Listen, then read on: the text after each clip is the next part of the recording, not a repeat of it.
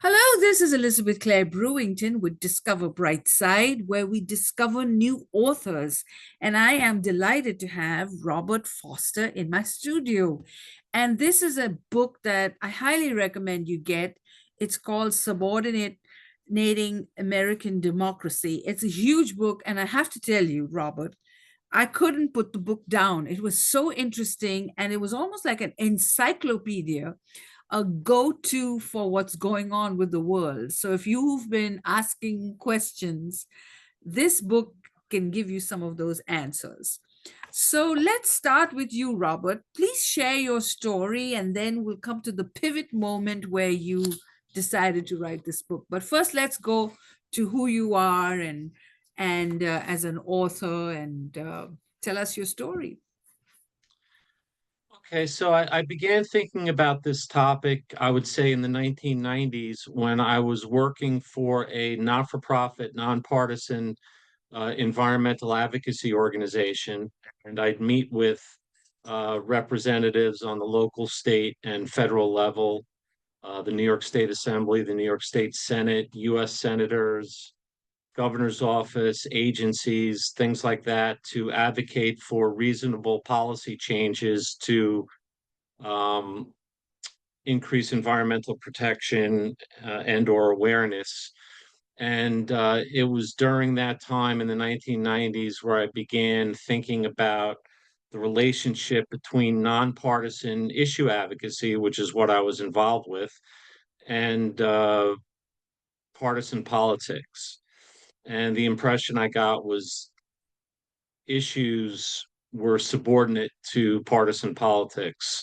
In other words, if the issues didn't serve the electoral ambitions of either the Democratic or Republican Party, they weren't really interested. So it was more about what the issues could do for the political parties rather than what the political parties could do for the issues. And I was there for 12 years, and eventually I left that job, and I worked a construction job for a while, and then I went to law school to improve my resume. And during law school, I was on law review, and that was the first time where I tried to turn this topic into something in writing. I tried to write a law review article uh, on hyperpartisanship, but it didn't really fit. And the law review article was supposed to be 30 pages long. The book is over 400 pages long, so it wasn't a good match. And also, the legal aspects of the topic wasn't really what interested me most. Um, After I graduated law school, uh, actually, my mother had died shortly after I graduated. My father had died quite a while ago. And so during the period where I was settling my mother's estate and selling the house that she lived in and things like that, I began thinking about turning my law review topic into a book. And I started making, and so that was in, I would say, 2017.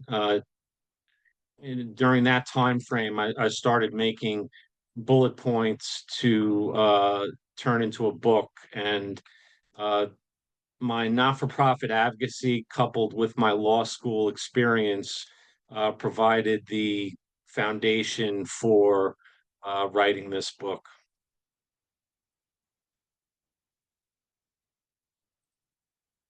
I can't hear you. That's amazing. Um, Okay, now I hear you. Yes, Okay. yes, that's amazing. And it is really a big book. How many pages is this book? It's almost It's 484 pages, including front matter and the index. Without the front matter and the index, it's about 440 pages. yeah, wow. So how long, I know I asked you this question when you came to the studio earlier, but for my audiences, How long did this, and you're a first time author as well. So, how Yes. long did you take to put all this research in and write this book? And how long Well, did it take? as I said, it was I began making bullet points for the book back in 2017, and it was published in March of this year, Mm-hmm. 2025. So the total process took about 8 years, although I gave up several times, so I wasn't writing straight through for that entire 8 year period. I would say I completed it in early 2024, which is when I started to, search for copy editors and also someone to do the cover and stuff like that. So, it probably took me about 3 years of actual writing time and working time, but it was on and off for about 7 or 8 years. And it's very well researched. I can see, you've got references for everything. So it's very factual, and the glossary gives viewers a great opportunity to learn what's going on. And I think you in chapter 25, you call America the beautiful hybrid. So where right now, tell me, like, I know there's a lot of things in your book about hyperpartisan, segregation, democracy, faith, media. There's a lot evolving. So just in a short synopsis, what can somebody who wants to buy this book, what can they expect to get from this book? What are you trying to communicate to the world about this book? Well, why should they get this book? Wow. So you're asking me to reduce a 484-page book into a couple of sentences. It's difficult for me to do that, but I guess what I'm really asking people to do is um, think about their relationship to our society, Mm-hmm. and especially what I refer to as the instrumentalities of democracy. And what Yes. are the instrumentalities of democracy? Well, um, the media is one of those instrumentalities. Um, uh, the government, obviously, the legislative processes, specifically the Constitution, but also not to ignore what I refer to as the fundamental unit of democracy. In other words, people, ourselves, me, you.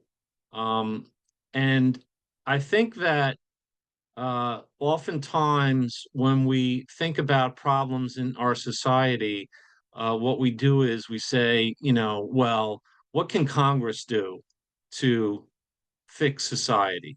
It must be on Congress. And what I say is that there is a dynamic relationship between the instrumentalities of democracy or the institutions of democracy and ourselves. And what I mean by a dynamic relationship is uh, when when you work on the institution, working on institutions affects people, and working on people affects institutions. So there's a dynamic relationship between the fundamental units of democracy, people, and institutions. And I think that in this uh, current environment of dysfunctional hyperpartisanship, we might be better off working on ourselves rather than uh, on the institutions. Now, I'm not suggesting that people should give up on government or anything like that. People should absolutely participate. They should vote. They should contact their representatives if they have things that they want to tell them. They should write letters to the editor. If you want to peacefully protest, all that stuff is fine. But we shouldn't ignore ourselves. And I think a lot of what has to do with this so-called dysfunctional hyperpartisanship really has to do with human psychology and our predilection, our inclinations towards tribalism, which is to say that um, we we tend to identify and group with people who we think are similar to ourselves. And yet, in a free and democratic society, we have to exist with and interact with people who think differently than us. And why is it so difficult for us to do that? And I've gone on for a long time. You asked me to sum up the book in a sentence or two, but I I lost you again. I can't hear you. I didn't mean to put you on the spot. What I got, and you, my audience can read my review. What I got about the book, and I loved so much about the book, was that one of the things when we started Discover Brightside, we discovered that in this great country and day and age, none of us are experts, and we collaboratively can be experts together. So, one of the things, as you experienced with our Empower America event that just happened, we bring people together and we have everyone. We have Democrats, we have Republicans, we have Black, we have white, we have everyone in our group that is normally a group that would not agree on anything. But by bringing people to the table, as Heather would say, bring people to the table, and have a conversation and put your differences aside, we could then collectively come up with a solution. So by like, if you were just one, group, you'll all agree, but it's good to have a little bit of controversial, because this is a controversial time in our society. Things are changing, technology is changing, money is changing, economic circumstances are changing. So everything is changing so rapidly that I think that we can learn together as a group, because no one person can say, this is how it is or that is how it. And that was something that I got from your book. When I Yeah, read the actually, book, I felt like you have really taken the time, Robert, to give both sides and both points of view. I thought it was a very balanced book compared to other books that I've been reading recently. And I thought that, to me, that's what came across. That's what came across. And that people need to make their own decisions. They have to discern what's right, what's wrong. They have to come to their own conclusion. So if they're going to vote or they're going to write to their Congress or their Senate, they have to decide that for themselves. They can't be influenced by other people. And by making that discerning choice, this book is going to help you do that. So I want you to go to discoverbrightside.com, watch this entire video, and go and get Robert's book and make up your own decisions.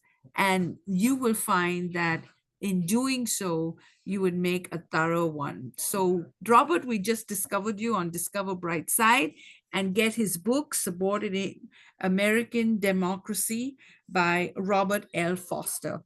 And it's a nice, big, fat book, and you can really reference pages to it. And I think he has really given you a rounded point of view. And I applaud you for that. So, would you like to say some last minute comments before I end this video? well, you said so much there that I want to touch on. First of Okay, all, go ahead. Go ahead.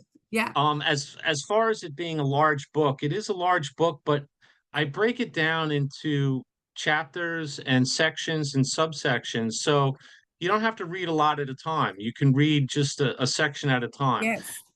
But one of the things that I wanted to touch on, I wanted to echo some of the sentiments that you raised about diversity Yes. and why that's so important, and especially diversity of thought and diversity of opinion.